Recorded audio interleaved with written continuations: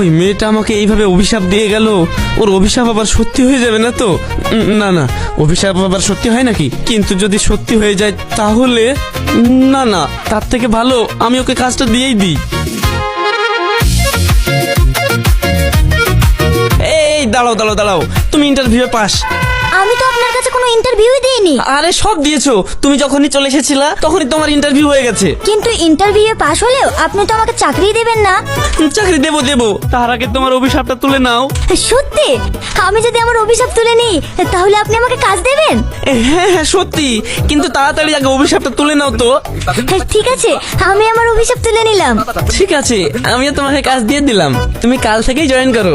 ঠিক আছে, তাহলে আমি এখন আসি।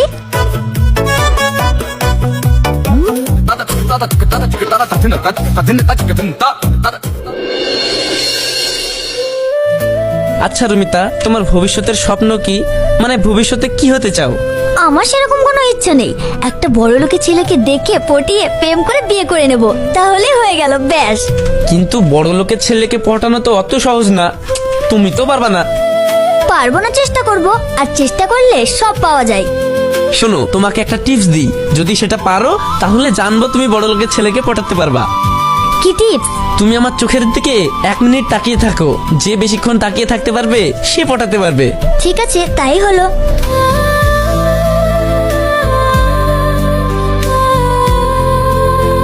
হানি, আমি তোমাকে দেখতে চলে আসলাম। ও তুমি এসেছো? রুমিতা, এর সঙ্গে তোমার পরিচয় করিয়ে দিই, এ হচ্ছে রিয়া, আমার হবু বউ। আবার আমার স্বপ্ন ভেঙে গেল।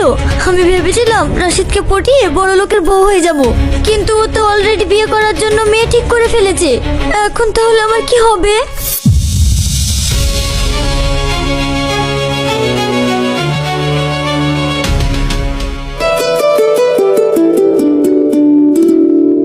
স্যার ওয়েলকাম, আমাদের রেস্টুরেন্টে আপনাকে স্বাগতম।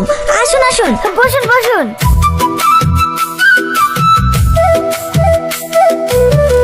স্যার বলুন, আপনার জন্য কি নিয়ে আসবো?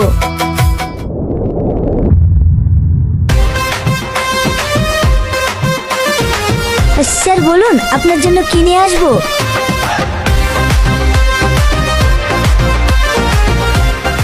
স্যার কি নিয়ে আসবো বলুন?